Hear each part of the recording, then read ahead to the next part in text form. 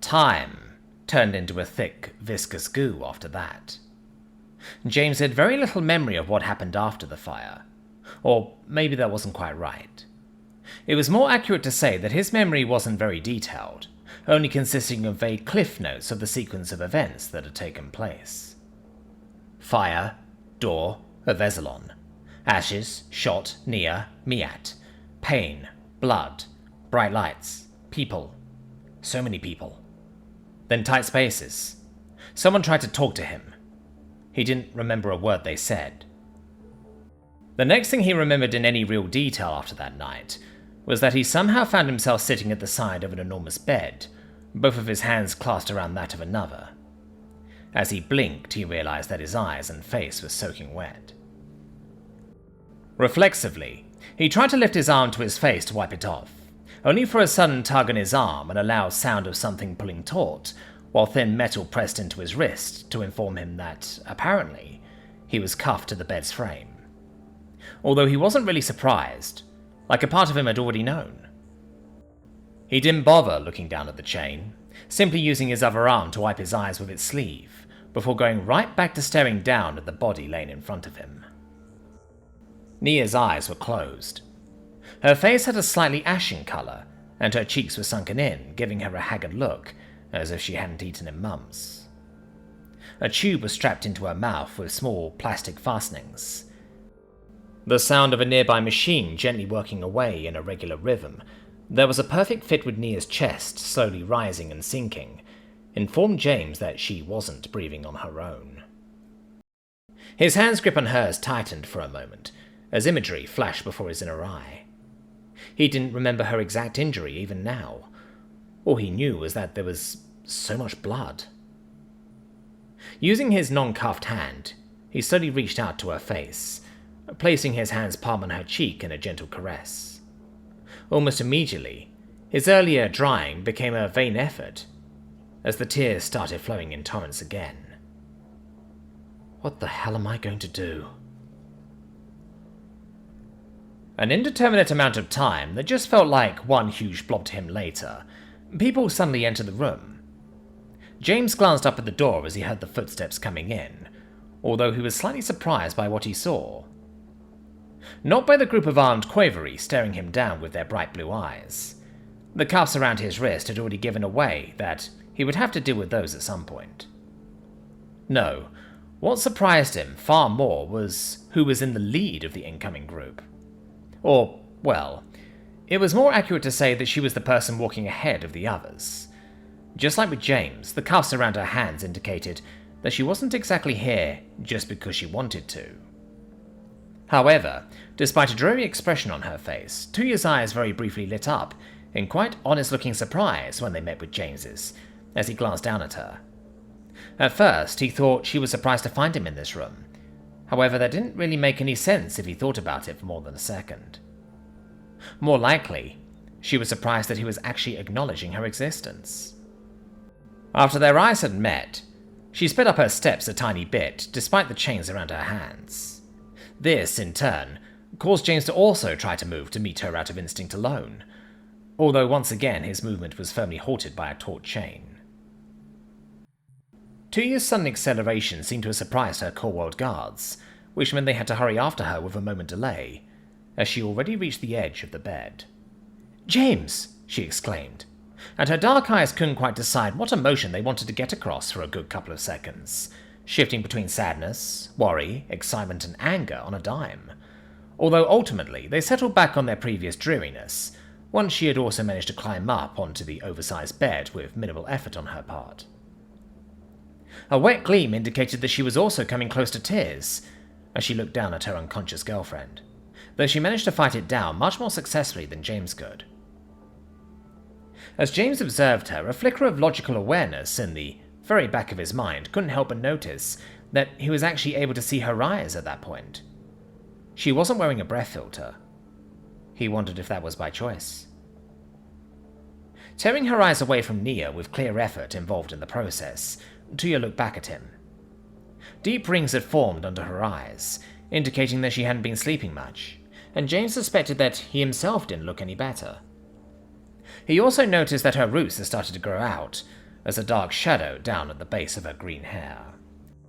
"Looks like you're back with us," his fellow lieutenant said, as her chaperones finally managed to catch up to her, coming to a halt at the bedside, and visibly calming down as they realized that she and James were just talking. "I can't quite say what was creepier, you going all robot on us, or basically everyone treating it like it was no big deal." James wanted to give her a laugh. However, he didn't quite manage to, as it instead came out as a tired exhale. "Yeah, he started to say, and almost immediately had to clear his throat. His mouth was dry, and his voice was croaky from abuse and underutilization, from not being used for its intended purpose for who knew how long. Swallowing heavily after a couple of moments, spent fighting against breaking out into an actual coughing fit, he finally felt confident enough to open his mouth again. "They've seen it before. Sorry if I scared you." Right after he finished speaking, he cleared his throat some more, which in turn led to Tuya lifting her hand. With an outstretched finger, she pointed out a carafe of water, standing on a nearby side table, just close enough that James could reach it despite his restraints, even if reaching for it would be slightly awkward. Nodding with the intention of it being thankful, even if he doubted that it really looked like it in the end, James turned and grabbed it and began to drink straight from the large container. At first he had little motivation to do so, apart from getting his voice back into working shape. However, the moment that the liquid touched his lips, survival instinct suddenly kicked in, and informed him in just how much need of water his body currently was, leading to him taking long, greedy gulps. As he was busy going on a brief survival binge, the surrounding giants looked down at him and Tuya sitting on the side of the bed for a moment. "Looks like he's lucid again," one of them commented, and glanced over at their colleagues. "Well, as lucid as he can be," another replied, and slowly shook their head, and clear disdain reflecting in both their words and demeanor. "Lucid enough to stand and answer," the first one gave right back, with a slight bit of obvious annoyance at their co-worker's demeanor. Though then, they glanced back at James with the white specks in their eyes narrowing slightly. "You can stand, right?" James slowly lowered the pitcher from his mouth. Having emptied half of the thing in one go, he had to take a gasp of air as if surfacing from a deep dive before he could reply, while wiping his mouth absent-mindedly. "Should be able to," he replied with a nod, while his lips were still covered by his sleeve. However, then, his eyes momentarily became stuck to Nia's sunken face again, a nauseous feeling setting into his freshly filled stomach. Almost immediately, he felt hands laying themselves onto his shoulder. The reassuring shoulder pat was made a good bit more awkward than usual by the fact that Tuya could barely separate her hands due to the cuffs. However, it got the message across either way. Suddenly, it made a lot more sense why she'd been brought along here. "Don't fight us this time, all right?" she chuckled slightly while nudging him gently. Although her tone was humorous, something told James that that specific request did not exactly come from nothing, even if he didn't specifically remember what it may have been referring to. Swallowing heavily for an entirely different reason this time, he slowly nodded as he took one last, long look at his sister's face, hoping against hope that by some miracle she would open her eyes before he'd have to leave. Alas, no wonder came, as he slowly nodded his head. "Guess I have some stuff to explain," he said, as he lifted his gaze again. He watched as one of the guards moved over with a key to free him from the bed's frame, before turning his attention back to Tuya for just a moment. "Take care of her, all right?" With her hand still on his shoulder, Tuya squeezed it for a moment before pulling back with a smile, and she gave a soft nod. Then her hand sank down to pick up Nia's, just like James had held it earlier. James already felt a mild tug in his arm as the cuffs had been removed from the bed, and without hesitation, he reached his other arm out so they could be closed around both of his wrists now. The Koluveri hesitated for a moment, as the prospect of possibly touching his mechanical arm in the process of putting the cuffs around it seemingly occurred to them. However, with slow, careful movements, they managed to secure him without throwing up in the process. James had secretly wondered a bit why his more dangerous arm had been the one to be allowed to move freely here, but that pretty much explained it. Knowing his eyes would just become stuck again, James forced himself to not look at Nia as he slid off the bed and began to follow his new invigilators. Deliberately, he waited until they had left the room and the door had closed behind them before he spoke up again. "So, am I under arrest?" he asked aloud. He had tried to remind himself of his current situation for a bit now, however his memory was just too spotty to come up with clear details. He knew that, technically, he was in a situation where arresting him would be pretty hard. However, while the law of undenied candidacy protected him from a lot of things, it by no means made him entirely immune to every punishment. And in the eyes of the galaxy, what he had done may very well have been worse than murder. The one that had so clearly disliked him earlier glanced back and down at him for a moment, before releasing a displeased strum. "House arrest," they replied briefly. "For now." James nodded, slowly. House arrest, huh? Seems like he had gotten off easy. For the time being, at least. Not long after, he had been led into a large, mostly empty room, and was sat down in front of a huge screen, which was a situation that he started to get frighteningly familiar with at this point. To his surprise, his guards didn't stick around. Once he had sat down and they had secured him to his seat with the cuffs, they turned and left the room, audibly locking the door behind them. Despite the room's size, James got slightly claustrophobic for a moment, as he realized that, once again, he would have absolutely no way of getting that door open again without outside assistance. However, as that wasn't really something that he had had all too much of an influence on, he instead decided to focus on the screen right before him, because he needed to keep his mind occupied somehow in order to make sure he wouldn't start spiraling again. Luckily, it didn't take long after he had sat down before the screen came to life. However, instead of the feed of one camera being projected to him across the entire thing, like he had gotten used to at this point, it instead split up into a large number of windows, forcing James's eyes to dart from one to another as his exhausted mind did its best to take in exactly who was present for this. His mother was quite easy to spot, as she sat in her commander's seat with a forcefully neutral expression. Although James couldn't see it, he just knew she was grasping the rests under her arms with a white-knuckle grip.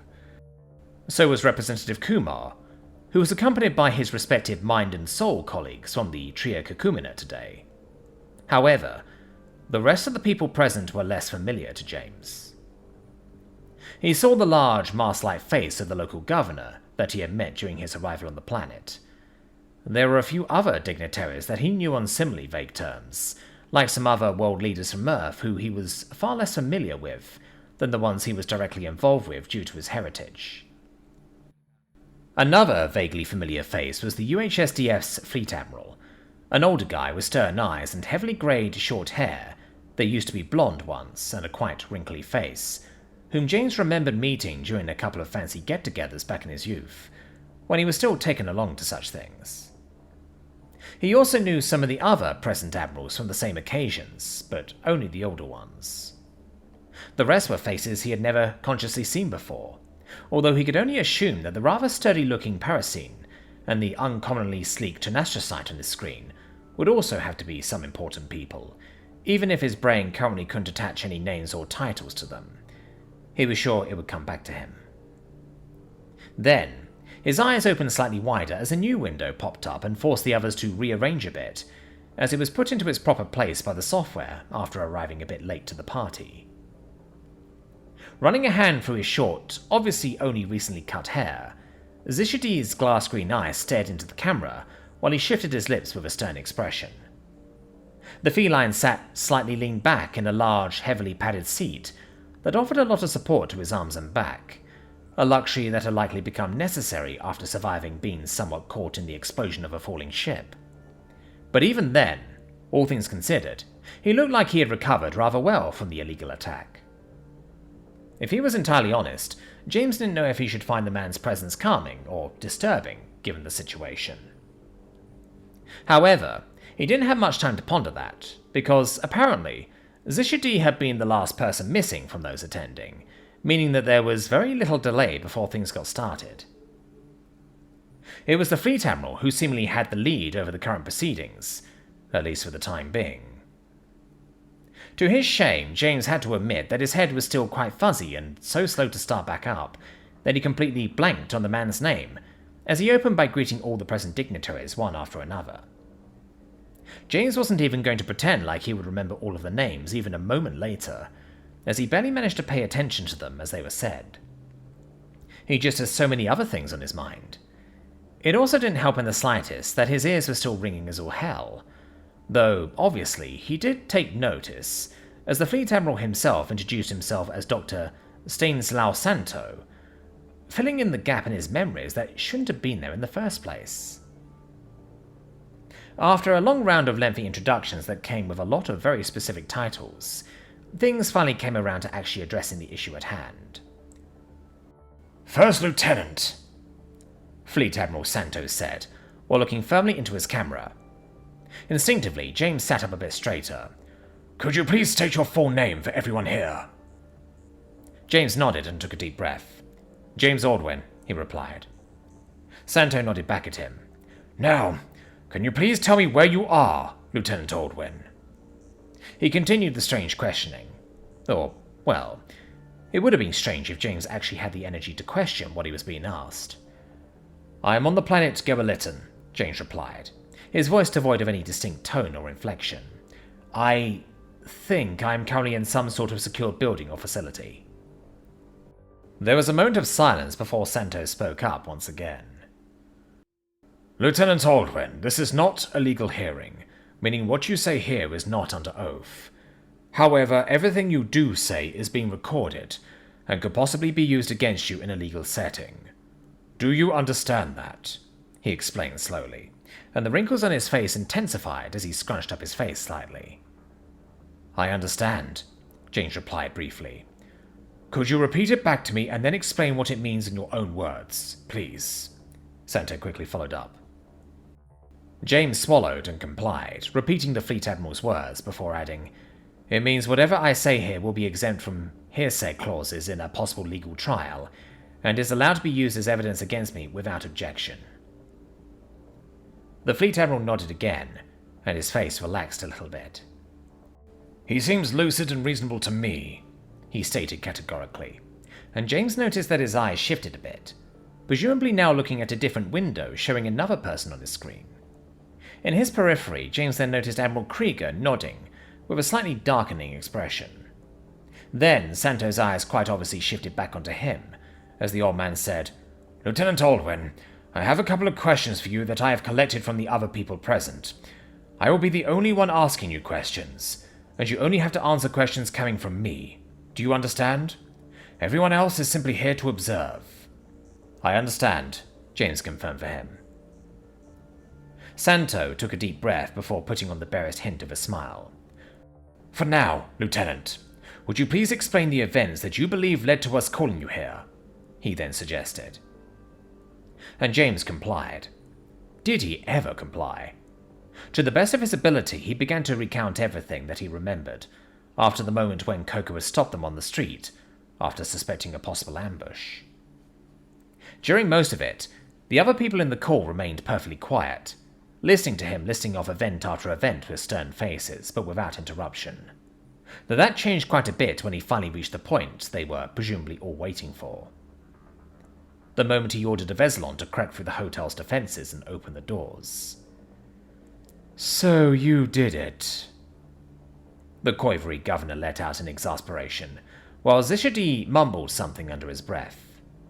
Meanwhile, the Parasine let out an exasperated chirping noise while the Tenashasite seemed almost amused. The human dignitaries, however, all knew to keep silent, especially after Santo cleared his throat. "Please, everyone," he said in a formed tone. "Let the lieutenant continue for now." There was clear outrage on the face of the quivery, even as everyone else calmed down. However, it seemed like he knew better than to try and raise a stink about it right now. And so he quieted down as well, waiting until James had finished his first recounting of events. After that, events are slightly blurry. James finally finished the retelling. His mouth was getting slightly dry from the talking, and so he cleared his throat while also running a hand over his forehead to remove some hair. It was only then that he noticed just how sweaty he was. Was it that hot in here? His ears were still ringing. "Lieutenant Aldwin." Santo's voice snapped him back out of his thoughts, and it was only then that he noticed that his eyes had drifted away from the screen for a bit there. "You and your team did not have your body cams attached and operational during that firefight you had with the unknown Miat. Is that correct?" Shaking his head very slightly to recover his focus, James cleared his throat again. "Yes, that is correct," he confirmed. "Why is that?" Santo followed up on the question. "It was an emergency. Things were hectic," James replied honestly. In hindsight, he had to admit that he hadn't even thought about grabbing his body cam in the heat of the moment. Hell, he had run out into the hall in just his briefs. "The fire was extinguished, wasn't it? So before the gunmen arrived, the danger had presumably passed. You had time to grab your weapon, so you also had time to grab the camera, isn't that right?" Santo continued the questioning. As he spoke, his wrinkled face always had the same expression on it, while his almost grey eyes stared at James. "There was time.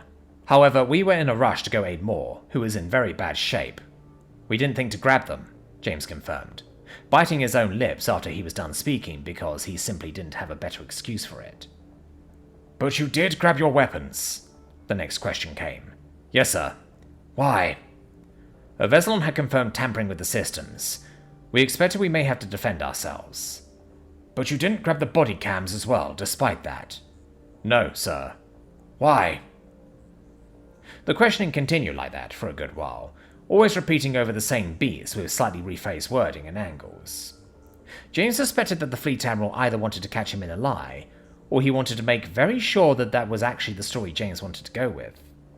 After all, it didn't exactly make him or his team look very good in the end, especially not since shots had actually been fired, and people had actually been heavily injured. Further questioning included questions about whether James believed he had acted according to the law, if he thought his use of force was reasonable, if he believed his actions and reactions had been justified.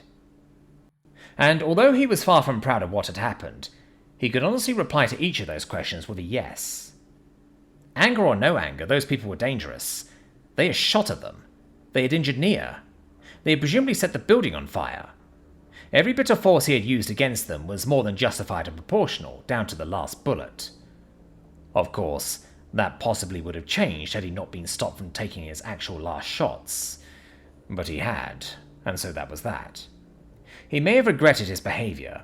However, he had no reason to regret his actions. Not this time. However, in the meantime, somebody had been slowly losing his patience.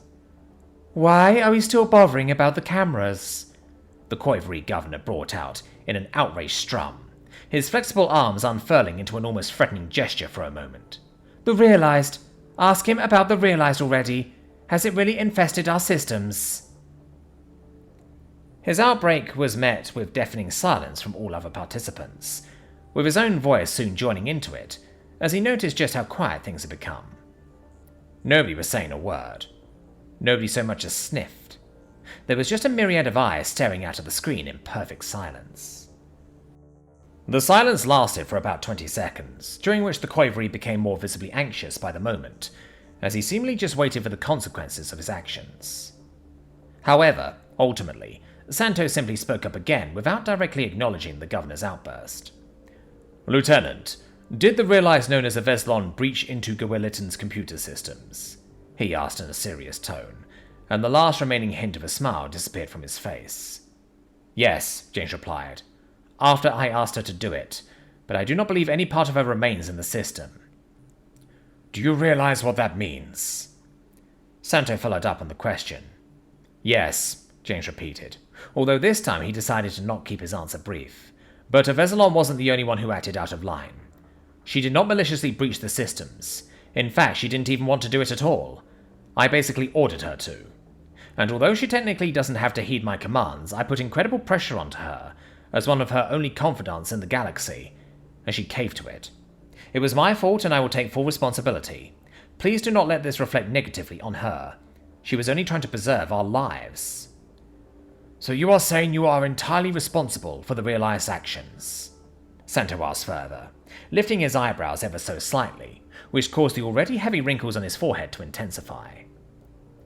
And he wasn't the only one. Many faces turned into ones of great anticipation as they awaited James's answer to that question. He especially noted that of his mother, whose jaws were so clenched underneath her neutral expression that her teeth could have possibly pressed coals into diamonds at that moment. Yes, sir, James replied. Without my insistence and my pressure, Avezalon would never have taken this course of action. He paused for a moment, and his eyes shifted away from Santo and onto Zishadi, who was listening to his words with an expression that James just couldn't read. It almost looked bored. However, that had to be a front. Still, he had no idea what was going on underneath that. Yet, whatever it may have been, he wanted to get one thing out while he was sure that Zishadi was listening, because he was the one person that James knew could carry the message along. It was honestly unfair of me. However, I did not have a choice. I am sorry that it happened, but I am not sorry for what I did. Not just my own life, but that of people I love was on the line, and if given the choice again, I would make the same one every time. He finished his earlier statement with resolve. James looked hopefully at the screen for a few seconds, and although it took a bit, Zishadi visibly exhaled and made a subtle nod of his head, with one of his ears slightly twitching, indicating that the message had likely gotten across. And you are convinced you had absolutely no other way out of that fire? Santo immediately continued, treating that answer like any other James had given, without showing any obvious reaction to it. Yes, James confirmed, now much less energetic. We tried everything else in our power, but the doors would not budge, and the fire prevention systems have been externally suppressed with no hope of restarting on their own. Do you have any proof of that? Avezalon compiled a list of all of the forced changes she noticed while she worked to reserve the... James's expression was cut off when a certain governor once again couldn't quite contain himself. And we're supposed to believe what a damn... He tried to yell out. However, in a turn of fate, he was now interrupted as well, though instead of an indignant strum, it was a deep, bellowing growl that did it to him. The only thing you're supposed to do right now is stay quiet. The unknown, but all of a sudden surprisingly sympathetic Tenastrocyte hissed out through his sharp teeth, as his chest visibly vibrated from the aggressive sound it was making. We are here to hear what the candidate has to say on the matter. Evidence will be reviewed by those qualified to do it. Even after he finished talking, the growling remained, reverberating from out of the speakers until Santo opened his mouth again. Chief Wilhelmuth, please, he said, calmly but decidedly. And although it took a moment, the Tenastrocyte did indeed quiet down slowly but surely, though his orange eyes seemed anything but happy about that as he shook his head in indignation. Once the growling had completely died out, the Fleet Admiral returned to his previous tone, as the questions carried on. Lieutenant, during questioning, your attackers have claimed to know you. Can you confirm that? James's eyes widened a bit, however, he could only shake his head. At this time, I can neither confirm nor deny if I have ever met them before. So you did not recognize them? No, but I barely saw them either. The questioning continued for a bit longer. Sometimes old questions repeated themselves, sometimes some new ones were added, calling James's specific recollection or the actions of his companions into question. However, throughout it all, James stuck to his story. He stuck to the truth, unabashedly so. And for what is worth, there were no further interruptions. How is your injury? Santo asked after a number of questions, and the sudden change in tone of the interrogation had James blinking in surprise, as his eyes inadvertently twitched down to his own chest. He had barely even acknowledged the glancing shot he had taken during the firefight so far.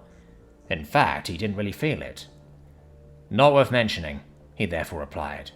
But you did get injured. Yes, sir. James. At the sudden use of his name instead of Lieutenant, James snapped up. It was only a moment later that it occurred to him that it hadn't actually been Fleet Admiral Santo's voice that had been addressing him either. Yes, sir? He asked, his eyes now turning to Representative Kumar, and for the first time during the proceedings, uncertainty set into his voice. He suddenly felt like he had heard his full name yelled out from the other room. Santo also remained quiet, meaning presumably the representative actually had the right to speak here. After a brief pause to take a deep breath, he explained, "I have made arrangements to request that you be handed over back under our care. Please be prepared for pickup in the near future. I believe your campaign will have to take a bit of a break." James once more blinked a couple of times, and it felt like something within him had short-circuited the information. He had just gotten here, and now he was already supposed to leave again? Surely he was supposed to feel something about that, wasn't he? Outrage, maybe? Or perhaps relief? But nothing came. He simply took the information in without any movement inside. And after a moment of nothing else coming up, he just nodded. Although seemingly not quite having enough even after the Tenaciousite's heavy reprimand earlier, the local governor piped up one last time as he crossed his flexible arms. "And what reason would we have to simply hand out someone who jeopardized our internal safety against one of the galaxy's greatest threats?" he questioned in a stern tone that sounded like someone pulling the deepest string on a guitar aggressively, while the pale dots in his eyes constricted until they were barely visible. And the answer came from an unexpected place. "Because he is not only a lieutenant and a candidate for councilman, but he is also a human ambassador, who got injured as well as nearly murdered under your care," Admiral Krieger said, in a tone that was so forcefully neutral that one could have mistaken it for an entire barrel of nitroglycerin just waiting for a good kick against it. "Because this attack against him has already proven that with or without a realized, your safety measures are nothing more than a bad joke, leaving his life in danger the longer he remains with you. Because people have been gravely injured in said attack that you clearly have neither the skill nor the will to treat for their ailments, as you stubbornly refuse to utilize the proper methods for it out of concerns that are nothing short of petty. Because you have gotten so incredibly close to finding yourself at the wrong end of our armaments, and yet here you are still pretending like we aren't doing you an incredible favor by even humoring your presence here even after you have shown that you have no regard for the lives and safety of our people whatsoever. Because... Admiral..." Her rambling was then very abruptly stopped as Santo spoke up once again, with a much sterner tone than any that he had used up until now. And despite her very obvious agitation, Admiral Krieger immediately shut her mouth so quickly that her teeth actually audibly clacked in the process. "I understand that this matter is hitting you close to home, but you will either behave according to your rank, or you will be banned from further participating in these proceedings. Do I make myself clear?" "Yes, sir," the Admiral replied without delay, as she took up a straighter posture.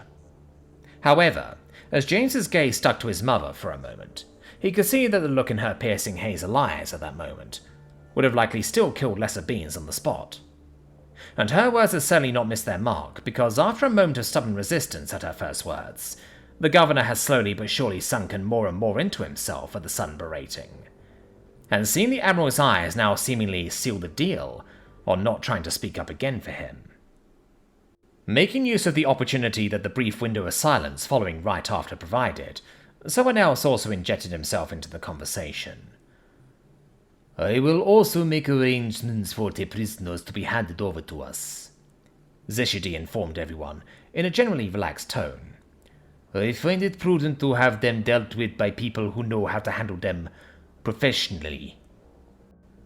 His green eye shot across what was presumably the picture of the governor for a moment.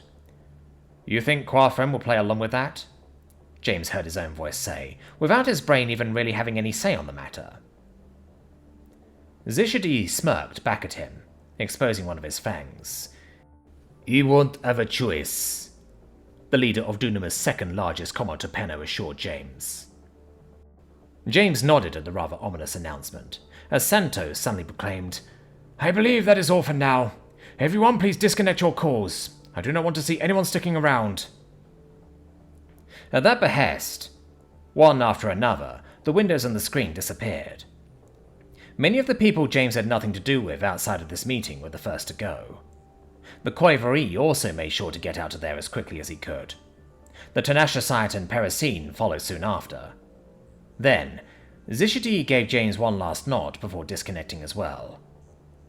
Third to last to sign out were the Tria Kakumina, which then only left James, the Fleet Admiral, and Admiral Krieger. For a moment, James expected Santo to admonish his mother for dawdling. However, to his surprise, the old man instead said, "You have 5 minutes, Sophia," right before he himself disconnected. Now, James and his mother were alone. James wasn't quite sure how to react to that. He certainly hadn't expected to be dropped into this situation. Slowly, he opened his mouth to say something. He didn't even know what, just something. However, the Admiral was faster. "How is she?" she asked, her eyes boring into James intensely.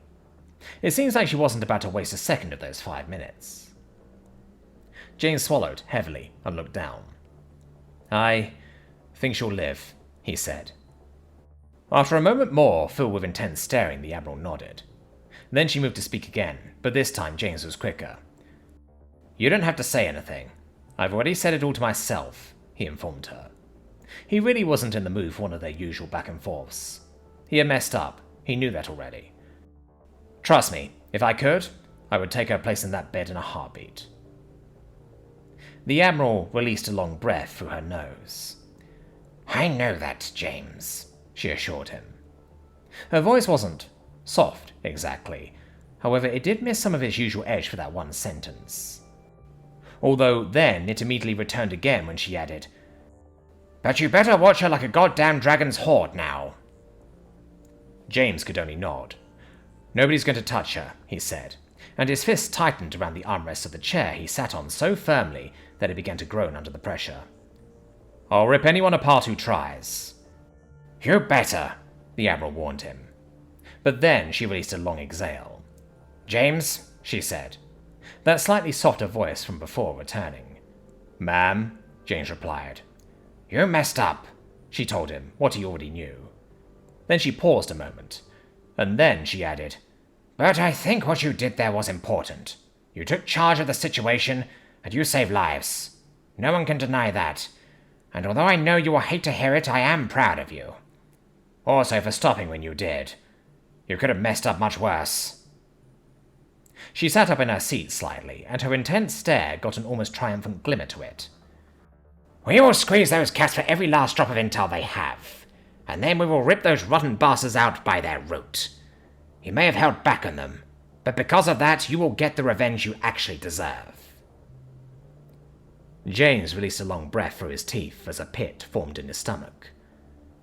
You always know exactly what not to say.